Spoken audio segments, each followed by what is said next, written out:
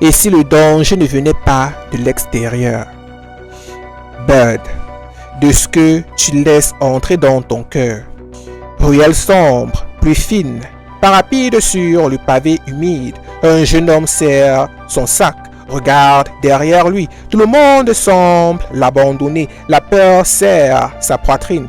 And, une révélation surgit comme un cri dans le silence. Restez vigilants. Tenez ferme dans la foi. Soyez courageux. Fortifiez-vous. 1 Corinthiens 16, verset 13. Pas juste des mots, un défi. Un rappel que la force n'est pas dans ses muscles, mais dans sa foi. Il inspire profondément, redresse les épaules, ses yeux brillent, la peur recule, il avance pas à pas. Chaque pas devient courage. Le vrai danger n'est jamais ce que tu vois, c'est ce que tu laisses te paralyser. La foi te rend vigilant, le courage te rend inébranlable. And you, tu fuis tes peurs ou tu te dresses face à elles. Right, je tiens ferme. In command. Abonne-toi. La prochaine parole pourrait fortifier ton cœur. Thank you.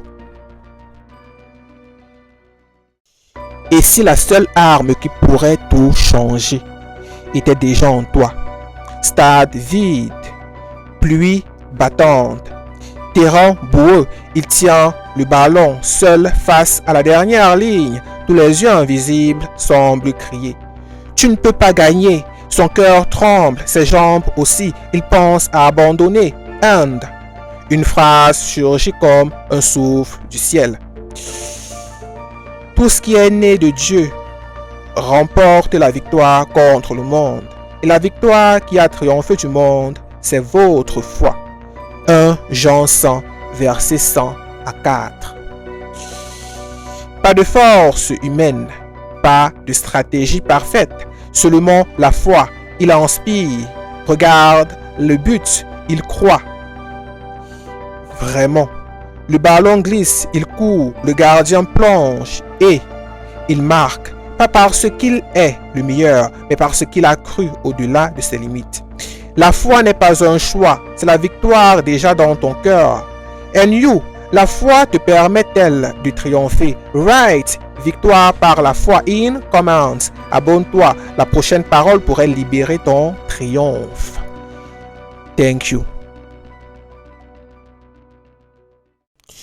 And if your power was not coming of what you know, or from what you know, but de la façon dont tu traites ceux qui doutent. Parc désert, fin d'après-midi, feuilles qui tombent, un groupe discute, animé, un ami s'énerve, tu te trompes, un autre baisse les yeux, silencieux, hésitant. Alors ce verset surgit comme un souffle. Accueillez celui qui est faible dans la foi, sans discuter ses opinions. Romains 14, verset 1. Pas pour le corriger, pas pour le convaincre, mais pour le soutenir, pour lui tendre la main. Il inspire, sourit et ouvre les bras. Le dialogue change, le cœur s'ouvre, la tension disparaît. La véritable force, ce n'est pas de prouver que tu as raison, c'est d'aimer sans condition. Ta foi grandit quand tu relèves les faibles et non quand tu les écrases. And you, accueilles-tu ou critiques-tu? Right, j'accueille. In command, abonne-toi. La prochaine parole pourrait transformer ton cœur. Thank you.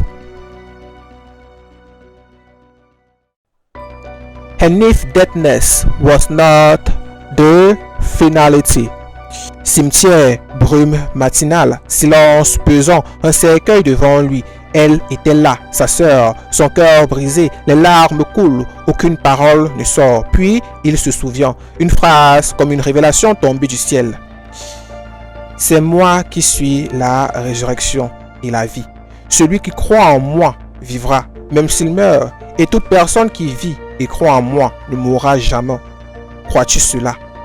Jean 11, versets 25 à 26. Comment croire quand tout crie le contraire, quand le froid te glace le cœur et que le silence hurle à la porte? Il ferme les yeux, respire, il dit « Yes, I am trusting ».